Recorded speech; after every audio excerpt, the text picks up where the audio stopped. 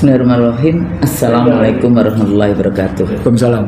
Kembali dalam dialog Two Scholars dengan sahabat saya Dr. Ihsanuddin Nursi dan saya sendiri Maria. Ini juga sangat penting, Bang, kalau kita bahas, setelah kita bahas betulnya bagaimana penyelenggaraan pemilu, bagaimana suara Tuhan ditransaksikan, bagaimana election coup gitu ya, kudeta pemilu yang terjadi. Dan sebetulnya hari ini sebetulnya tidak hanya cuma Indonesia saja sih yang sedang menyelenggarakan suksesi pemerintahan. 30 negara termasuk Amerika Serikat. Ada 30 ya, di Amerika tahun 24 Serikat. ini. Ini mereka juga rame kan, ini antara Biden dan Trump lagi gitu ya di dalam konteks ini. Nah, Isu kesehatan Biden lebih seru. lebih seru lagi. Tapi sekarang Biden juga minta Zionis Israel untuk memberikan bahwa dia tidak melakukan human right violation atau apa yang terakhir. Tapi tidak diabaikan sama Benjamin Netanyahu. Ya, Karena sudah malah menyerang ke Rafah. 1 juta penduduk sudah dihajar. Dan kemudian juga Mesir kayaknya akan masuk juga kalau kemudian Rafah betul-betul Sudah diserang. Kapan tadi ya? Tadi sudah diserang. Sudah Saya terjadi. terakhir belum baca itu baru Mesir mengatakan Sudah keluar sejumlah penduduk Rafah. Karena 1 juta orang itu dipaksa oleh Israel untuk mengungsi. Apa yang terjadi wallahu alam. Bagaimana kita berdoa ya untuk saudara-saudara kita di Gaza terutama, tapi Palestina secara keseluruhan insyaallah free Palestine itu mudah-mudahan Allah ijabah doa. Amin. Doa umat seluruh dunia, mau muslim mau non muslim gitu ya, seluruh dunia masya Allah ini. Karena kejahatan kemanusiaan. Kejahatan kemanusiaan dan genocide kan. Genocide. Sudah South Africa masya Allah, South Africa ya sudah ke ICJ betul. di dalam konteks ini, dan ternyata dan sekarang juga kayaknya yang komplisit, mereka yang terlibat ya komplisit di dalam genocide itu yang mengirim senjata seperti Amerika, mendukung seperti beberapa negara Eropa sepertinya. Biden juga sudah menahan diri. Andai kata Benjamin Netanyahu kayak gitu, dia nggak akan teruskan katanya. Ya mudah-mudahan Allah ijabah doa kita ya, kita semua untuk saudara-saudara kita di Gaza. Jadi kalau melihat seperti itu rasanya bahasa Indonesia apa ini kayak gitu ya. Tapi kalau kita tidak aware hari ini, bukan berarti kita tidak akan mengalami apa yang sedang dialami oleh saudara-saudara kita di Palestina. Dan yang saya takutkan karena tingkat iman dan takwa dari kita-kita semua di Republik ini kan nggak sebesar apa yang dilakukan oleh anak-anak Gaza, oleh emak-emak di Gaza, orang tua di Gaza, anak muda di Gaza, kan jauh lah di Palestina ya, di West Bank yang seperti itu gitu ya. Mereka kan masya Allah gitu dalam situasi apapun masih alhamdulillah ala kulli hal di dalam konteks itu. Nah Bang, balik lagi ke diskusi kita, bagaimana kondisi global, politik ekonomi global yang mempengaruhi sebetulnya. Kadang-kadang kan kita misalnya kita meneliti atau kita mendapatkan data-data yang luar biasa ambruknya. Jadi negara kita sedang tidak baik-baik saja, yang seperti itu saja kita sampaikan, selalu kemudian di-counter oleh pejabat yang berada di misalnya ekonom, oleh menteri ekonominya, keuangan kita yang masih memberikan sepertinya kayak tidak terjadi apa-apa di dalam konteks itu. Bahkan tapi saya nggak tahu apakah dengan kemarin dengan untuk logistik ya sembako dan digelontorkan ya untuk pemilu ini gitu ya, kebijakan populis yang dilakukan oleh presiden untuk memenangkan anaknya misalnya seperti itu, between quote, ternyata cukup banyak itu dana yang digunakan ya, 400-an triliun, 400 berapa kayak gitu triliun yang ada. Nah melihat oke deh, kita bisa melihat bagaimana penyelenggaraan, tapi nantinya yang paling krusial juga bagaimana menghandle ya post electionnya kayak gitu ya. Jadi kalau terjadi sengketa pemilunya, kemudian sejauh mana internasional juga terlibat di dalamnya, kan selalu biasa negara dunia ketiga mau di Mesir ya waktu Mursi yang ini Mursi menang, tapi kemudian Diku juga yang akhirnya di penjara dan akhirnya meninggal di penjara kayak gitu ya, dengan segala itu karena Mursi dianggap lawan Washington. ya, atau yang di Algier kayak gitu ya.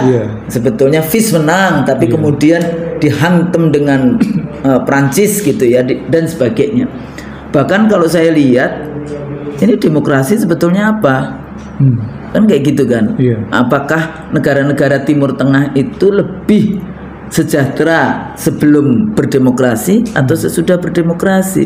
Nah, kita sendiri juga kita selalu mengatakan bahwa demokrasi cuma satu varian, padahal yang kita praktekkan adalah demokrasi liberal kayak gitu kan, demokrasi pasar, demokrasi yang sekuler di dalam konteks itu. Sementara kita punya Pancasila, sila pertamanya adalah ketuhanan yang Maha Esa. Jadi mestinya demokrasinya harus berdasarkan Pancasila. Itu yang harus kita pikirkan, seperti apa sebetulnya demokrasi yang kita laksanakan. Tapi kalau Bang, kalau kita lihat model liberalisme, wajah politiknya kan demokrasi, wajah ekonominya kapitalisme, wajah sosialnya individualisme, liberal. Apa ini yang kita materialisme? Nah, kita urai yang di situ, Bang. Gimana kita membahas pasca election ini, setelah terjadi election atau transaksi ya Tuhan kayak gitu ya. Tuhan kok suara Tuhan kok ditransaksikan. Baik. Saya sebenarnya mau ngajak pemirsa IC dari show melihat post election, terutama karena IMF baru-baru ini mengeluarkan rilis tentang perubahan outlook 2024 dari 2,9 ke 3,2, dan Presiden Republik Indonesia Joko Widodo meyakini bahwa pertumbuhan 2024 akan mencapai 7%, walaupun selama ini dia tidak pernah mencapainya. Dia tidak lebih dari 4,88, paling top di 5,0. Targetnya berapa dulu? 7. Yang saya bilang itulah kebohongan pertama gitu. Orang bilang ke SMK, enggak, saya bilang. Dia bilang kebohongan pertamanya adalah soal pertumbuhan ekonomi. Nah, kalau kita ngambilnya begitu, maka kita harus lihat dulu situasi internasional.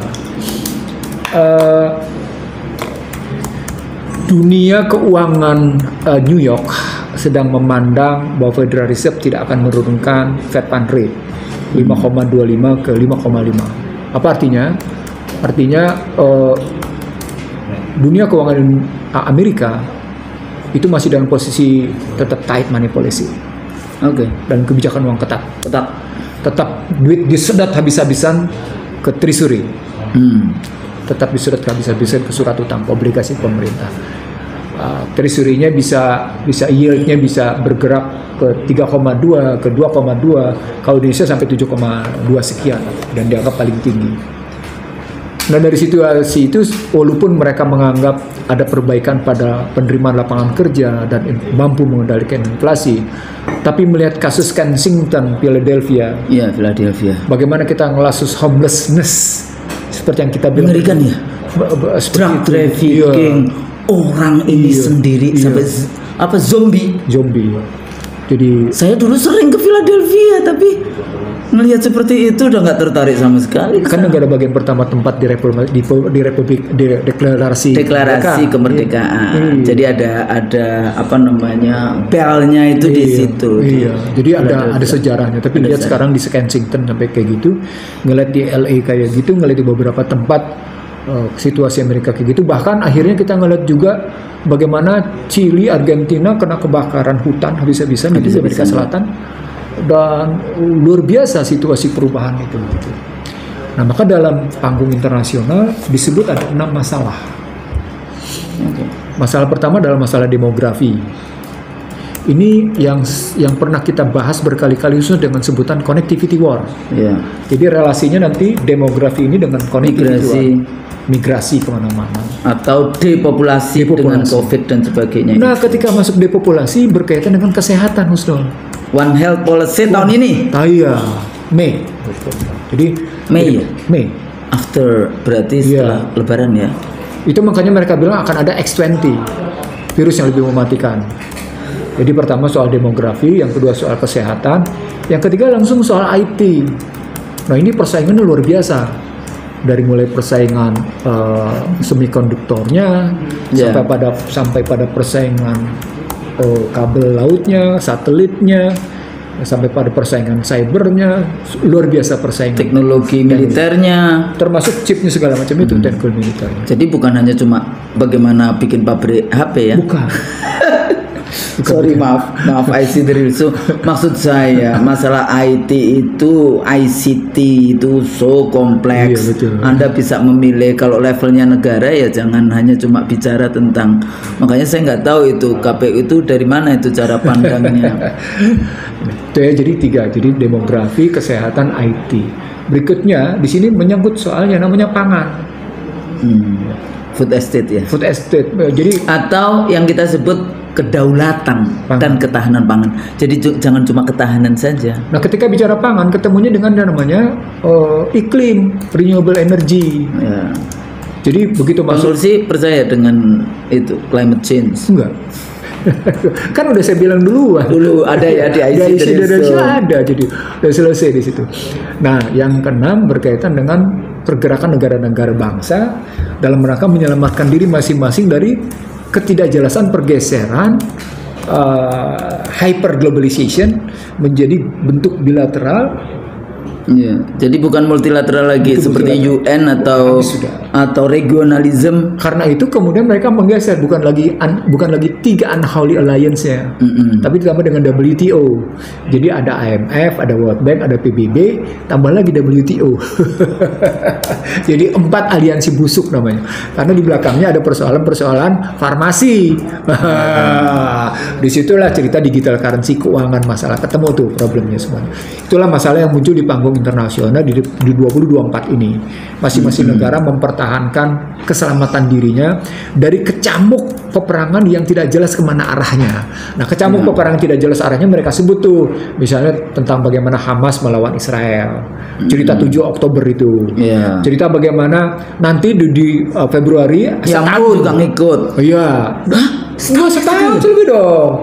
Bahkan terus akhirnya Putin akan bergeser menghadapi Uni Eropa. Beberapa negara akan diserang oleh Putin katanya. Pada Ukraina, masih ingat nggak kita dulu mengatakan Ukraina ini bukan perang pendek, ini akan perang panjang. Dan tidak hanya cuma Ukraine, tapi NATO di belakangnya. Dan terbukti. Nah, ya. Nah, itu bisa dilihat. Lalu Yaman ikut. Lalu tunggu dulu. Trump menyatakan, Rusia katanya, Anda terusin aja perangnya kayak gitu. Nanti saya akan minta negara-negara anggota NATO naikin belanja, kata Trump. Iya. Jadi beli military industrial kompleksnya di situ. Karena dengan model perang kayak gitu, akhirnya Amerika yang untung. Nah, dari 2 peperangan ini terlibatlah Middle East. Maka Houthi main, Iran main. Wah, muncul nggak kerukuran. Maka Syria ya.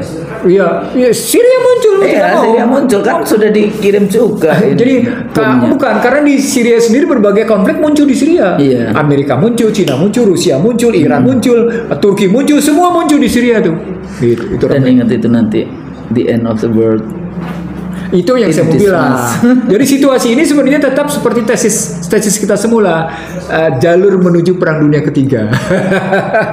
Cuma yang mana yang dimulai yang sebesar apa? Tapi jalur menuju perang dunia ketiga sedang ditapak, sedang dijejak, sedang diarahkan gitu ya. Nah, itu situasi internasional sedang gitu. Ekonominya tentu ngikut dengan situasi kayak gini. Ini yang pernah kita bilang, perang untuk damai, damai untuk perang. Ekonomi untuk perang, perang untuk ekonomi. Kata kuncinya adalah ekonomi untuk damai. Nah, ternyata nggak damai-damai, perang terus ya, berarti ada masalah dong gitu sistemnya. Itu makanya ketika ada orang bicara demokrasi liberal, bicaranya keharmonisan, kedamaian, itu mimpi dia. Jadi kalau ada orang bicara dalam demokrasi liberal minta ketenangan, minta jadi kedamaian, itu mimpi dia. Pemikiran the wealth of nation. Cerita the wealth of nation kan orang miskin adalah sisa-sisa makan orang kaya. Dan itu menjadi benevolent society kitab itu. Sucinya orang sana, kaum industriawan gitu. Nah, ceritanya, oke ya. Itu cerita internasionalnya begitu. Cerita regionalnya bisa kita lihat bagaimana Selat Taiwan, bagaimana Laut Cina Selatan, bagaimana pertarungan yang namanya Indo-Pacific Economic Indo-Pacific Forum, Indo-Pacific Economic Forum dengan namanya Regional Comprehensive Economic Partnership di ASEAN.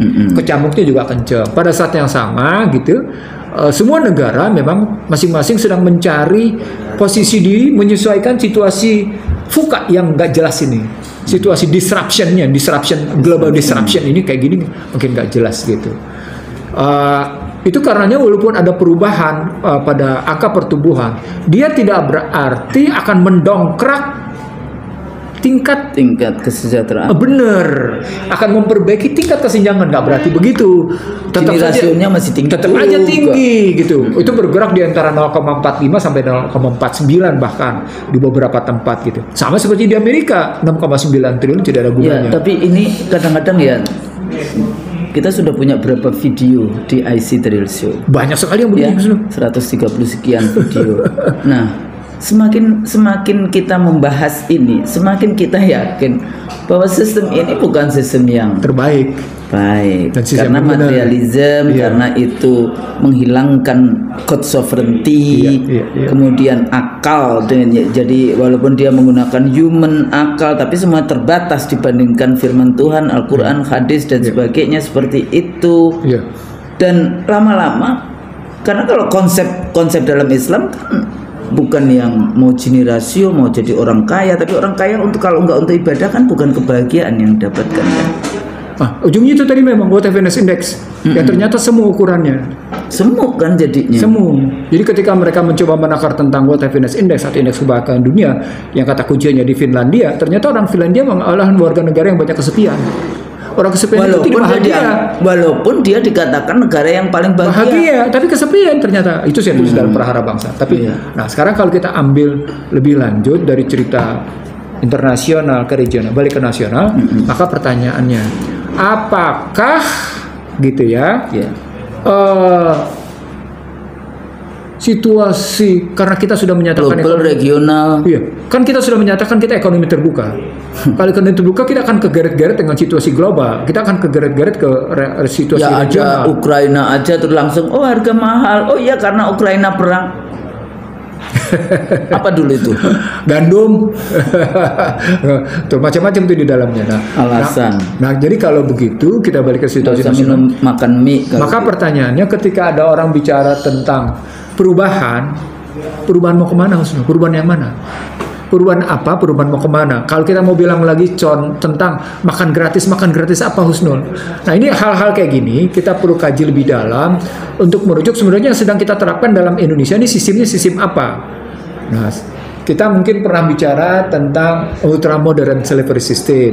Kita pernah bicara tentang ultra neoliberal. Yang sedang diterapkan oleh Indonesia sekarang adalah ultra neoliberal. Di mana kekuatan modal sebagai segala sesuatunya demikian mendikte berbagai macam sektor Indonesia. Kekuatan ultra modern slavery system, bangsanya tidak merasa dibudaki, tidak merasa menjadi budak gitu ya. Dan yang paling menariknya adalah ketika lapangan kerja diberikan ke tangan orang asing, orang Indonesia juga tidak bisa berbuat banyak karena kekuatan politik yang menentukannya. Nah, pertanyaan besarnya menjadi begini, kalau hasil pemilu ini ada memberikan gambaran angin segar, maka pertanyaan segarnya, angin segar kemana? Di tengah sistem neoliberalnya demikian kokohnya. Itu pertanyaan Yusdo. How we could challenge gitu kan? Bagaimana challenge kita? Hambatan dan obstacle and itunya ya, challenge-nya itu menghadapi itu.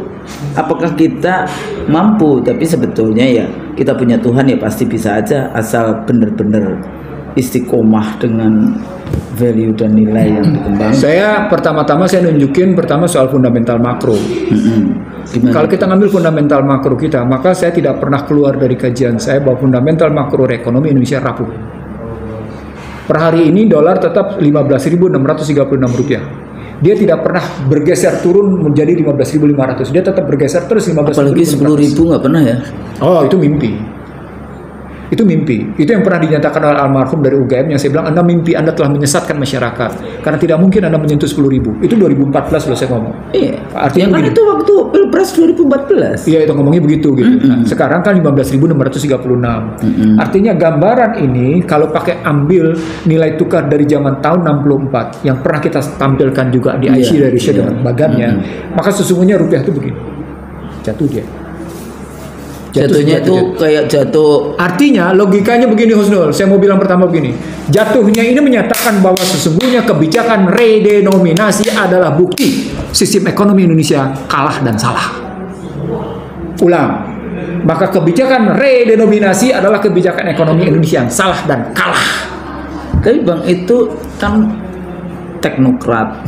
Nggak, kita sekarang sedang ngasih tahu isi the real show bahwa redenominasi itu bukan penyederhanaan nilai tukar, tapi itu kebukti bahwa ada sistem ekonomi yang salah dan kalah. Gitu. Nah, bagaimana kemudian kita menyampaikan message ini kepada yang berkuasa? Nah, mereka bilangnya begini, untuk jangka pendek ini penyederhanaan nilai tukar. Anda ngelihatnya jangka pendek, saya ngelihatnya dari tahun 64 sampai sekarang jatuh ambruk. Bagaimana bisa bilang ini penyederhanaan nilai tukar? Dia penyederhanaan untuk digital currency karena ngurangi 3 digit. Yes. Betul. Karena menghilangkan 3 digit, tapi tidak menjadi penyederhanaan dalam kerangka sistem. Dia tetap memberlakukan sistem ekonomi neoliberal, ekonomi ultra neoliberal. Apa poinnya? Nggak akan ada perubahan kalau yang namanya barang dan jasa publik tetap diserahkan ke tangan komersial. Jadi perubahan apa yang Anda mau lakukan kalau tetap barang dan jasa publik Anda serahkan ke tangan komersial? Ini yang menjadi dasar kita ngomongin koperasi, bukan korporasi. Iya, tapi korporasi, bukan kooperasi. Jauh sekali. Yang korporasi itu adalah company. Korporasi company? Ya, korporasi kan. Company. Sementara koperasi adalah kekuatan sosial yang menggerakkan perekonomian, yang kayak pemikiran Bung Hatta itu tentang koperasi. Itu yang saya bilang basisnya modal sosial sama dengan modal finansial. Sosial dan modal finansial. Nah, social capital sebetulnya yang kita kenal dengan teori-teorinya namanya. Dari situ pasca pemilu selama tidak melihat problem ini, ada 2 problem berarti. Undang-Undang 2499 dan 2507. 2499 tentang lalu lintas devisa dan sistem nilai tukar. Undang-Undang 2507 yang tentang yang namanya penanaman modal. Selama ini tidak diperbaiki oleh siapapun menjadi presidennya, maka Indonesia akan tetap terjajah perekonomiannya. Ulang. Indonesia akan tetap terjajah perekonomian selama dia tidak ubah yang namanya 2499 dan 2507. Jadi sebetulnya ada cara, ada jalan untuk, kan ini kayak vicious circle nih ya, vicious circle. Lingkaran setan. Nggak enak ya ngomong lingkaran setan. Nggak apa-apa. Vicious circle, lingkaran setan. Memotong lingkaran setan itu harus ada keberanian yang luar biasa, juga mendapatkan resiko dari korporasi negara-negara liberal. Pasti. Dan nanti akhirnya kita bisa saja isu-isu tentang memutus investasi dan sebagainya. Pasti. Tapi nggak usah takut gitu loh. Bukan mereka yang memberikan rezeki, Allah akan bukakan rezeki dari langit maupun dari bumi. Ya, tapi imannya diberesin, takwanya diberesin. Anda tahu nggak? Apa? Sebuah negara diembargo secara ekonomi. Mereka bilang apa? Embargo kalian mengejarkan kami mendapatkan berkahnya dari Allah Subhanahu Wa Taala. Itu kejadian Ustaz. Sehingga sekarang mereka punya daya tahan dalam melakukan perlawanan ke barat. Gak usah saya sebut. Jadi dicontoh dong. Gitu ya? Iya. Iran. Iran mengatakan. Iya, Iran itu your embargo for us is a blessing. Tapi Bang, saya dulu waktu kuliah itu banyak sekali teman-teman dari Iran. Mereka tuh gila. Yang namanya negara itu mengirim itu, teman-teman saya itu apa? PhD kimia, PhD matematika, PhD fisika, kimia, fisika, matematika dan sebagainya. Ya, terus kemudian hanya cuma 1-2 aja yang social and politics yang kayak gitu ya. Jadi disiapkan semuanya itu. Terus waktu saya diminta juga untuk ngomong, walaupun dia bilang, Husnul, you have to use all this, harus pakai kerudung lah. Namanya juga ngomong di antara cowok-cowok 200-an yang kayak gitu. Salah satunya mereka itu mempersiapkan betul gitu loh untuk mau kemana arah dari ini. pendidikan seperti apa yang kemudian dipersiapkan. Jadi bukan kemudian kita kurang 140 ribu dokter terus nanti orang dokter-dokter dari Cina yang akan diimpor di Indonesia yang kayak gitu-gitu tuh loh. Padahal persoalannya bukan kemudian kurang, tapi karena distribusi semuanya cuma ngumpulnya di Jawa, di kota-kota besar. Nah, di situ berarti bukan hanya 2499 2507, juga Undang-Undang Cipta Kerja, juga Undang-Undang Kesehatan, juga Undang-Undang Pemerintah Daerah, Perimbangan Keuangan Pusat Daerah. Jadi gitu. sebetulnya produk Undang-Undang 10 tahun terakhir ini atau 20 tahun selama reformasi harus diubah. Itu yang saya bilang adalah muskil kalau Anda bicara perubahan tanpa bisa mengubah sistem neoliberal yang sudah demikian kokohnya. Itu bahasa saya, Husnul. Maka kalimat saya keluar, siapapun presidennya neoliberal penguasanya. Ya, itu kita masih harus ada yang berharap dong nanti. Kalau yang itu kita to do lobby. Di Amerika kan gitu juga, how to do lobby. Aku dulu saya dulu di awal-awal reformasi ngajarin kelompok-kelompok buruh di Indonesia how to do lobby, karena buruh itu kerjaannya cuma demo. Padahal banyak yang harus dilakukan. How to do lobby baru sekali langsung demo, enggak. Kita harus taruh itu yang namanya orang pekerja lobbyisnya buruh di DPR, nungguin semua kamar-kamar di DPR untuk kemudian ya kayak terrorizing mereka lah dalam konteks itu. Tapi ya susah. Kita di Indonesia tidak memiliki satu budaya atau strategi untuk how to do lobby. Apa ini gini, Usno. Saya tidak sedang meredupkan harapan tuntutan orang. Yalah, jangan dong. Tetap. Tapi saya sedang justru realistis, tapi sekaligus membakar harapan orang bahwa yang kita mesti jemput harus jauh lebih baik dari yang sebelumnya. Jika tidak, kita akan makin terpuruk. Jadi kenapa mesti kayak gitu? Pimpin. Kenapa kayak gitu? Saya ketemu Bang Din jadi pimpin gerakan ini. Kita udah tua ini pimpin gerakan. Jadi gini, kenapa saya mesti mikirnya begitu?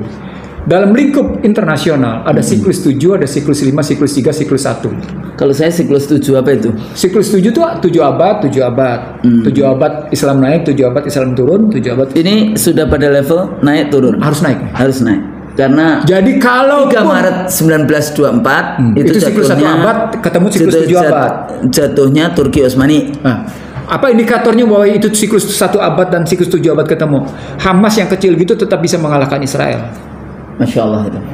Hamas yang kecil kayak gitu bisa mengalahkan, bisa membuat getar 4 negara besar. Dan ditambah dengan memang perkembangan IT, sosial media. Itu yang tidak, karena selama ini sejak Zionis ini berkuasa di muka bumi, itu memang mereka pertemuan tahun berapa itu 18 sekian yang mereka akan menguasai entertainment, mereka akan menguasai media. Dan cek aja media mana yang bukan dikuasai oleh Yahudi. Dan sekarang juga menguasai korporasi kan. Fun and Fashion namanya. Fun and Fashion. Kenapa mereka kok ini masih pada boykot nggak nih sebetulnya pemirsa IC dari Solo? Udah enggak kali. Tapi dua merek itu sudah marah-marah sama Benjamin Netanyahu. Iya. Dua merek itu sudah dia hilang. Udah rugi dia. Ya, udah rugi. Jadi balik lagi tadi. Ya.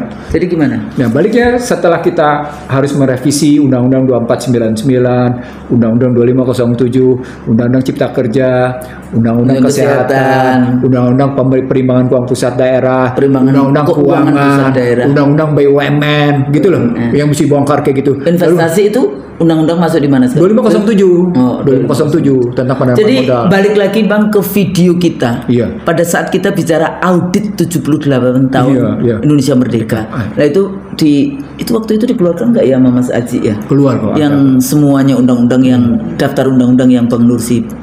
Nah sekarang kata kuncinya adalah untuk melihat kayak gini, please pelajari kenapa KMB bunyinya begitu. Kenapa kita berhasil didikte oleh Belanda yang sebenarnya di belakangnya adalah Amerika. Itu kan pendiktean, itu kan penjajahan. Jadi penjajahan secara ada kemerdekaan ya. Kita post kolonialisme. Nah, itu yang neokolonialisme. Jadi sesungguhnya sejak yang namanya KMB hingga sekarang kita dalam era neokolonialisme. Kita hanya merdeka dari 45 sampai dengan 49. 50 ke sini kita sudah dalam posisi. Dan era itu Belanda tidak mengakui Indonesia. Dan tetap Kemarin ada pertanyaan, saya kuliah jadi pembicara di mana? Ibu Gusnul, bagaimana Belanda kan tidak mengakui Indonesia merdeka? Emang sebetulnya secara ilmu politik kita nggak terlalu penting juga diakui oleh Belanda. Yang penting ada negara di luar Indonesia yang mengakui Indonesia. Selesai. Makanya kenapa kita mestinya mengakui Palestina merdeka? Udah belum? Kayaknya udah deh. Udah, Indonesia ada duta besar sini kan? Iya. Duta besar kita mengakui Palestina. Iya. Tapi poinnya ketika Anda bicara tadi tentang pengakuan, ini yang kemudian kenapa kita mesti ngemis pengakuan kedaulatan dari Belanda? Nggak perlu, Belanda sudah mengambil hanya karena PBB kita meminta agar konflik antara Indonesia Belanda dengan juru damai Amerika akhirnya kita terdikte sampai dengan sekarang. Termasuk kita harus bayar kan? Iya, 4,8 miliar Holden. Nah, itu yang saya maksud sebagai coba kita lihat gitu ya. Coba kita lihat bahwa sistem yang pernah dibangun pada 49 itu hingga hari ini berjalan mulus. Saya bilang nih, sistem yang dibangun pada Desember 49 di bawah konsep State Department, saya ulang, di bawah State Department yang dilaksanakan oleh Belanda dalam rangka bernegosiasi dengan tim Indonesia berjalan mulus hingga hari ini. Hingga hari ini. Itu kalau yang apa? Yang nomor X itu dari Maklumat X tahun 46. 46 ya itu 46 ya? Maklumat X. Jadi dulu sebetulnya Soekarno itu juga menginginkan cuma one single party di Indonesia. Sebenarnya bukan soal kata yang tidak. Sebenarnya kalau balik dalam kerangka sistem partai, kita bisa ngambil kok. Kalau kita punya 5 Pancasila ada 5. 5 partai aja. Partai ini, Partai Ketuhanan Maha Esa, Partai Kemanusiaan, jadi partai Persatuan, Partai Kerakyatan, Partai Keadilan, cukup 5. Itu sudah menggambarkan Pancasila. Berjuanglah dengan tesis masing-masing sila, selesai. Enak dengan dasar itu. Iya, ngapain Anda mesti bikin identitas itu? Iya. Dengan identitas Pancasila. Iya. Tapi kalau saya 9, Bang. Kenapa 9? Karena Indonesia itu sebetulnya bukan berangkat dari cuma 5. Indonesia itu berangkat dari banyak kesultanan Islam. Setuju. Jadi kalau langsung diperes jadi 5 kayaknya kurang. Makanya kenapa kita itu seneng banget dengan pengelompokan. Karena memang kita dulu kelompok-kelompok bangsa-bangsa yang kemudian kita turunkan menjadi suku bangsa. Imagine community itu kan bangsa Indonesia kan bangsa bentuk. Saya nggak melihat partai dalam bentuk kelompok. Saya ngelihat partai sebagai pejuang nilai. Itu bedanya. Iya. Betul. Tapi 9 kan juga banyak angka 9. Persoalan menjadi begini Husnul. Ketika kita masuk 9 dalam pengertian kelompok, kita akan terperangkap ke dalam pertarungan kelompok yang besar. Mestinya kalau kita ngambil dalam perjuangan nilai, maka dia akan tetap dikunci bahwa kunci ketuhanan yang bisa akan ketemu dengan praktek. Enggak, maksudnya bisa saja 9 itu dia bisa memilih juga di situ, tapi bukan berarti satu yang berdasarkan ketuhanan, satu berdasarkan yaitu kemanusiaan, satu berdasarkan persatuan kayak gitu. Mungkin ketuhanan karena ada beberapa agama, tentu saja ada partai Kristen, partai Katolik, partai Islam. Jadi kan akhirnya bisa lebih bervariasi begitu. Kalau saya ngelihatnya dunia multipartai itu dunia yang tidak akan pernah menemukan keharmonisan. Enggak. Dunia multipartai, proporsional, federalism itu lebih makmur, lebih sejahtera. Itu di dalam komparatif politik yang pernah saya teliti.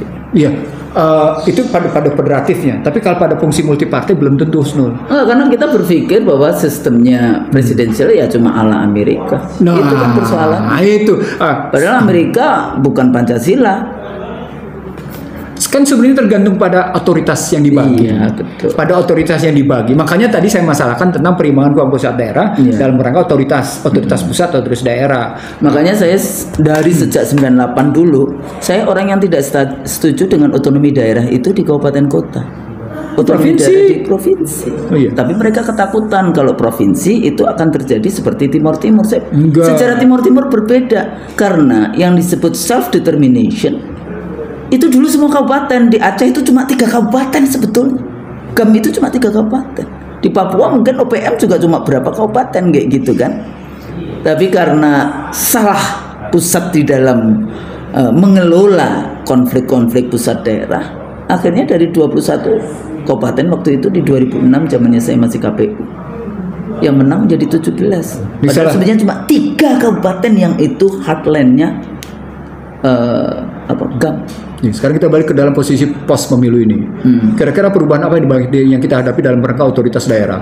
Apakah pemilu yang presiden baru ini akan kembali menyeimbangkan otonomi daerah dengan keseimbangan pusat daerah dalam rangka betul-betul menjaga persatuan daerah, dalam rangka betul-betul persatuan Indonesia, dalam rangka betul-betul keadilan sosial, dalam rangka betul-betul menjaga yang namanya pusat tidak mendikte daerah secara berlebihan atau kemudian daerah bisa melawan pusat seenaknya gitu.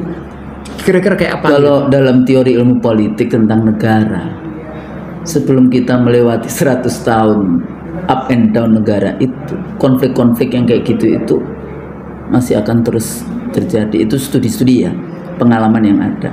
Kalau kita mau mempercepat perubahan yang kayak gitu kan nggak ada perubahan dalam 5 tahun mana? Saya enggak, Husnul. Tahun 2004, ini saya buka sama Husnul. Tahun 2004, bahkan sebelum 2004, ketika Megawati berkuasa sebagai presiden 2001-2004, salah satu gagasan untuk menyimbangkan pusat daerah adalah real time atas hak-hak daerah melalui IT.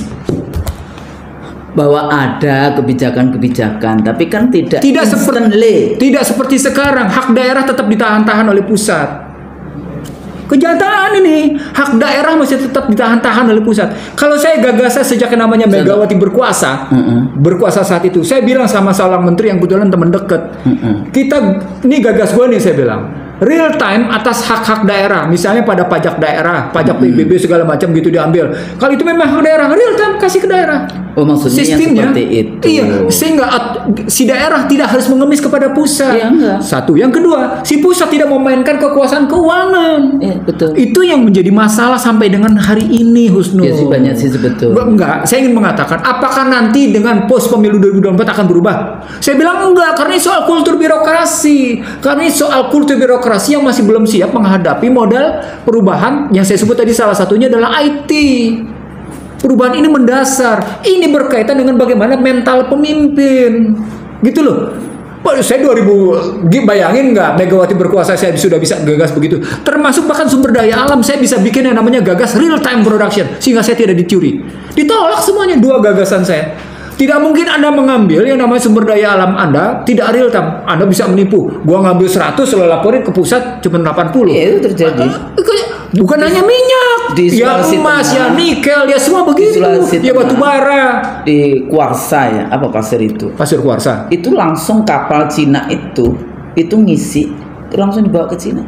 Jadi lewat sana dari Bangga itu, terus langsung ke Cina. Itu terjadi setelah dicek, ternyata yang namanya pencurian itu luar biasa.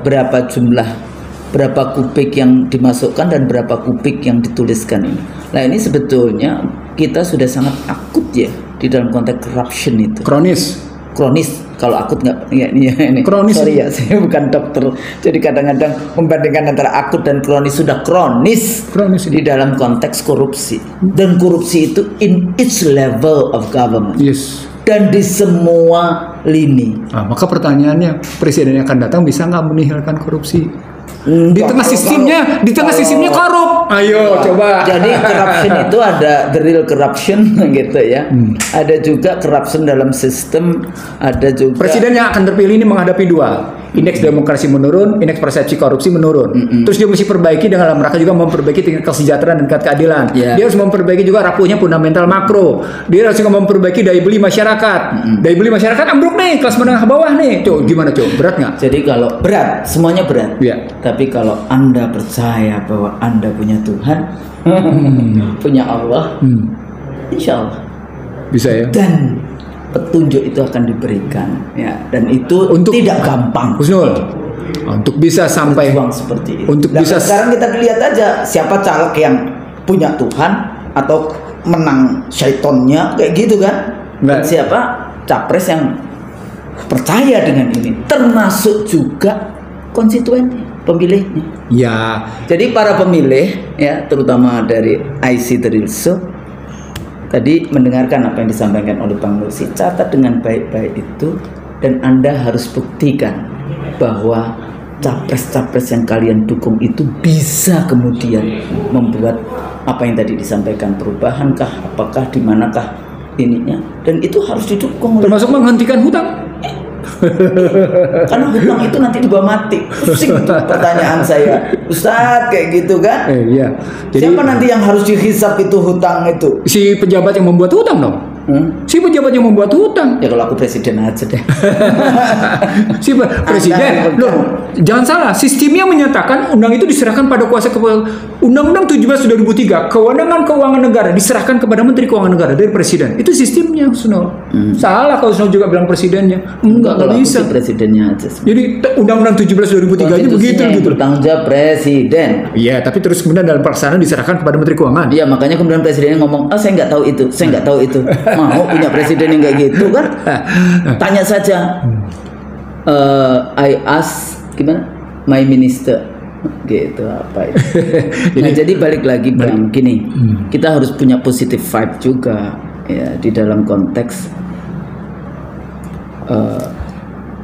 state path gitu ya. Jadi bagaimana arah kebijakan negara supaya kita selamat di dunia hasanah dan juga selamat nanti wafil akhirati hasanah wa qina adzabannar.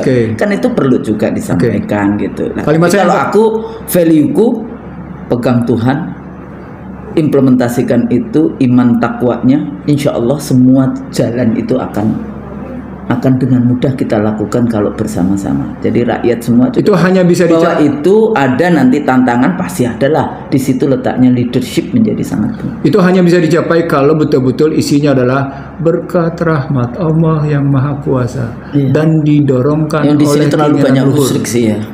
Jadi selama Anda tidak bicara dalam konstruksi berkat rahmat Allah yang Maha Kuasa, selama Anda tidak bicara dalam konstruksi didorongkan oleh keinginan luhur, jadi Anda nggak akan pernah bisa. Ada betul-betul intrinsik di dalam ya keinginan luhur sebagai pemimpin, tapi pada saat yang sama juga percaya bahwa Allah ada di dalam konteks membantu itu. Itu nggak cukup. Karena tentu saja kan dia harus punya knowledge, dia harus punya, dia paham dengan apa yang harus dilakukan, dan tidak harus memikirkan sendiri. Panggil semua ahli yang bisa memberikan itu. Jadi bukan memanggil dekan dari Harvard University ngomongin kemiskinan di Indonesia, presiden jadi muridnya. Udah selesai itu presiden jadi murid. Nah, lagi you have universities di Republik ini, you have the expertise di Republik ini. Kan itu. Jadi jangan menghinakanlah ahli-ahli yang dan karakter kemiskinan di sana sama karakter kemiskinan di sini berbeda karena value-nya berbeda. Gimana kalau masih ingat gitu ya? Kebijakan itu. Saya agak tersinggung kayak gitu ya. Kok agak sih? Ya tersinggung lah. Social Sciences di Republik ini tahu-tahu presiden kita belajarnya dari dekan dari Harvard University dan dikuliahi lagi dan mendengarkan dengan baik dan bangga mendengarkannya. Bangga menyatakan bahwa itu kebanggaan. Tapi itu show bahwa dia berhasil mendikte. Itu bagian dari indoktrinasi.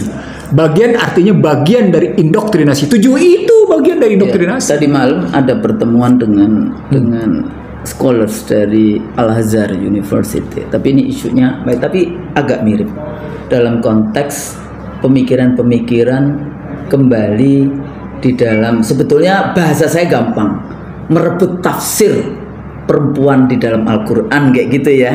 Dan bagaimana caranya tafsir ini dia balaghah nisa gitu, balaghotun nisa kayak gitu ya, yang selama ini kurang banyak dibahas oleh para ulama. Enggak, ini dalam konteks pemikiran kayak gitu, ulama seperti itu.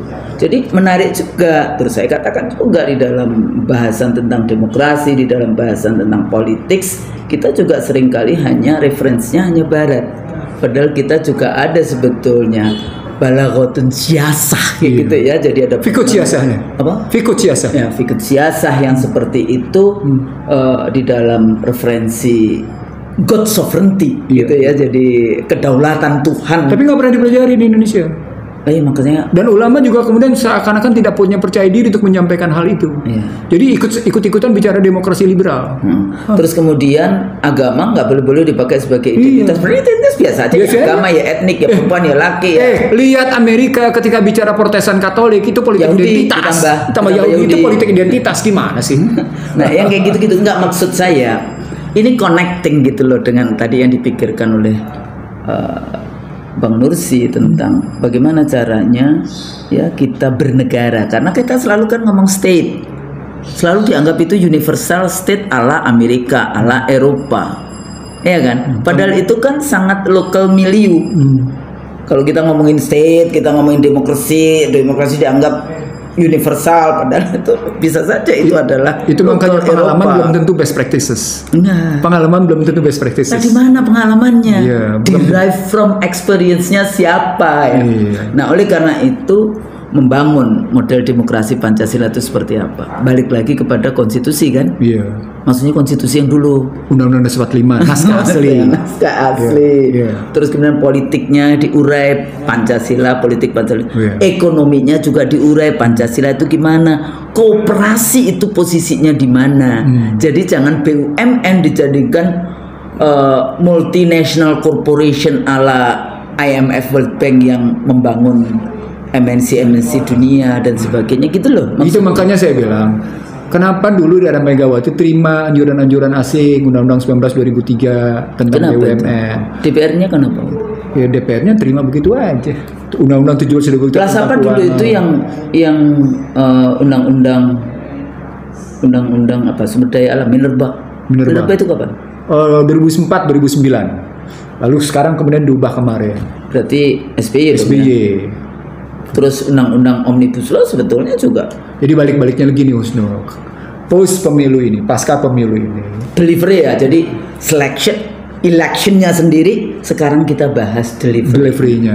Nah, bukan sekedar delivery janji. Jangan, tapi delivery sumpah konstitusi. Jadi bukan bit and pieces saja. Betul. Tapi lebih membongkar mindset kita, constitutional setnya itu seperti apa kayak gitu. Jadi kata kuncinya adalah mendelivery sumpah konstitusi. Itu tadi bagaimana visinya bebas, merdeka, berdaulat, adil makmur. Itu visinya. Bagaimana Anda bicara tentang kebebasan? Bagaimana Anda bicara kemerdekaan? Bagaimana Anda bicara tentang kedaulatan? Bicara tentang keadilan kemakmuran gitu loh. Itu divisinya. Bagaimana menjadikan Indonesia yang bebas, merdeka, berdaulat, adil makmur. Itu visinya. Di misinya kan di alinea 4, di paragraf 4. Bagaimana Anda menjadikan masyarakat Indonesia itu betul-betul punya kesejahteraan dan punya kecerdasan yang di atas rata-rata, bukan cuma kelas 4, kelas 5 aja di ASEAN 5. Data saya menunjukkan Indonesia tidak pernah bergeser di kelas 4, kelas 5 dalam Big ASEAN 5. Selalu aja begitu. Selalu aja kelas 4, kelas 5, kelas 4, kelas 5. Sekarang sangat concern bang. Sebagai orang yang mungkin sebentar lagi akan pensiun di dalam konteks di dunia pengajaran. Maksudnya pengajaran di kampus. Kalau ngajar di mana aja kan bisa kapan aja sampai ini ya. Dunia pendidikan kita kok nggak ada apa ya? Jadi kayak plastik kayak gitu. Jadi kan ada yang teriak-teriak hentikan liberalisasi pendidikan. Ada ya? Iya. Padahal dia meliberalkan pendidikan. Iya. Itulah. Semuanya akan dijadikan buruh, slavery, bukan owner, bukan otak. Salah satu mendeliver janji kampanye dan mendeliver sumpah konstitusi adalah perbaiki sistem dan model pendidikan di Indonesia berbasis perintah konstitusi. Itu. Anda kan pernah jadi menteri pendidikan, teruskan dong, coba buktikan bahwa Anda memang bisa memperbaiki pendidikan Indonesia yang selama ini, selama hampir 3 generasi terjajah. Bagaimana pemirsa isi terjajah? 3 generasi terjajah, ngeri nggak? Coba. Iya. Nah, mari kita perbaiki. Jadi bukan cuma sekedar 2499, 2507, cipta kerja, kesehatan, tapi juga soal pendidikan gitu. Karena ini soal korupsi. Satu generasi. Iya betul. Dan itu harus solid. Betul. Kita ini ya, memang ada harus revolusi gerakan di awal sampai kemudian sistem itu bisa berjalan. Ada lagi hal yang tidak terungkap ke publik tahu. Apa? Menyelesaikan utang dalam 1 periode. Menyelesaikan utang dalam 1 periode. Ingat nggak waktu kita ketemu dengan almarhum Rizal Ramli? Kan salah satu pertanyaan saya waktu itu kan, kita bisa nggak sih menyelesaikan utang? Terus Bang Nursi malah yang jawab, bisa. Kalau bisa mengelola seluruh sumber daya alam. Ya kalau saya ngomongnya nasionalisasi. Kalau saya istilahnya, jadi selain tadi tantangan tadi, restrukturisasi aset. diberikan hak secara proporsional kepada para pihak secara benar dengan lebih dahulu menetapkan mana barang jasa publik, mana barang jasa komersial, mana barang jasa kuasi. Gitu. Sejak yang namanya Orde Reformasi sampai dengan sekarang tidak pernah ada. Di era Orde Baru itu ada di 6 hal: frekuensi, pelayaran, pelabuhan, gitu ya. Itu tidak boleh tidak boleh dikomersialkan. Loh, tapi sekarang semuanya dikomersialkan. Kan terus pernah kita omongin. Iya. Kan pernah kita omongin. Dari infrastruktur saja sudah saya buktikan di ICD ratio dengan angka gitu loh. Buka aja tuh, kapan tahu tuh kita sudah buktikan. Iya, sudah. Jadi artinya lagi-lagi kalau kita bilang nanti mendelivery sumpah, kan akan disumpah nih. Jadi sebetulnya benang basah ruwet kusut. Betul sekali. Tapi lagi-lagi kita ini punya kecerdasan yang dikasih Allah luar biasa. Iya. Ya. Tapi yang punya ilmu, yang punya pengetahuan bukan kita. Gimana kalau bahasanya Al-Quran itu, bahwa yang punya pengetahuan masriki wal maghrib, pengetahuan dari timur ke barat adalah Tuhan. Sampai akhirnya fabi ayyi ala rabbikum tukadziban. Fabi ayyi ala rabbikum tukadziban. Nah, dari sini Husnul. Atau yang albab itu teorinya Bang Nursi. Oh iya, lillahi mulku samawati wal ardi wa huwa ala kulli syai'in qadir. Inna fi khalqis samawati wal ardi wa ikhtilafil laili wan nahari la ayatin lil ulil albab. Ali Imran. Itu ayat penutup terakhir sebelum kan 11 ayat terakhir itu. Iya. Lah 2 ayat yang pertama itu ya, itu dia tuh kata kunci situ menjadi ulil albab. Ulil albab itu 6 syarat itu kita baca setiap bangun tidur. Iya, itu Rasulullah itu melakukan itu. Itu tahu nggak? Dahsyat itu insights dan visionernya dan kekuatan analitikalnya. Ada 6 tuh syaratnya di situ. Termasuk yang terakhir di 200 itu saya suka mempersiapkan. Iya. Kita semua di ujung-ujung negara kayak gitu kan, Ali Imran terakhir itu. Jadi kita harus mempersiapkan diri, berkuda, berenang, memanah. Udah kita bahas juga. Nah, jadi gitu Bang ya. Jadi kita harus mendeliver sumpah konstitusi.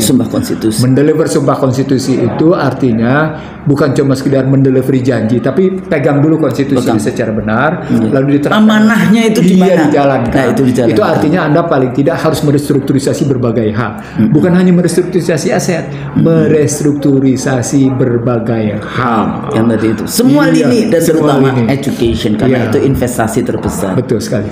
Sekarang kita Husnul. Iya, jadi kalau mau lebih dalam lagi, kita siap berbagi konsepnya Husnul. Bukan nggak siap, kita siap. Iya.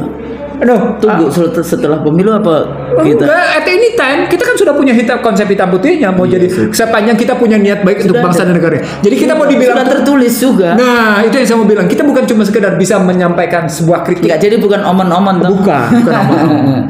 Enggak ada konsepnya. Kita juga mau berdialog. Kita sangat terbuka. Bahkan siapapun, siapapun yang berkuasa. Kita siap kok untuk sepanjang dia mendeliver sumpah konstitusi. Jadi yang mau silakan. Tugas kita kan cuma menyampaikan. Masalah Anda beriman atau tidak, percaya atau tidak dengan pemikiran kita, itu urusan Anda. Betul. Karena nanti yang dikisah itu cuma sudah kau sampaikan belum? Sampaikan belum? Sampai Nursi. Insya Allah sudah. Gitu ya. Jadi seperti itu. Mudah-mudahan kita, kalau kita selalu kan tadi misalnya yang ketuhanan yang Maha Esa, di barat itu bicara tentang Protestanism, the separation between state and church, pemisahan gereja dan agama. Kemudian the spirit kapitalismenya terusin dong. Dengan Weber dengan the spirit of capitalismnya, tapi itu sebetulnya yang saya seringkali menggunakan term untuk khilafah Kristen Protestan.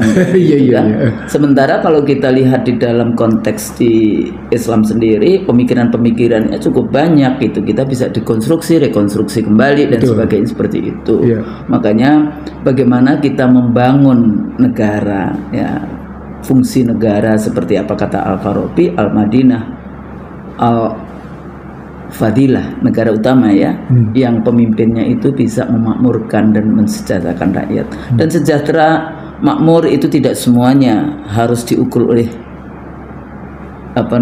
ideologi materialisme, tapi bagaimana kita merasa aman, bagaimana kita bisa aman beribadah, bagaimana kita rahmatan lil alamin dengan saudara-saudara kita yang muslim dengan non-muslim, yang non-muslim dengan muslim dan sebagainya, seperti itu menjadi bagian persatuan Indonesia di dalam konteks itu.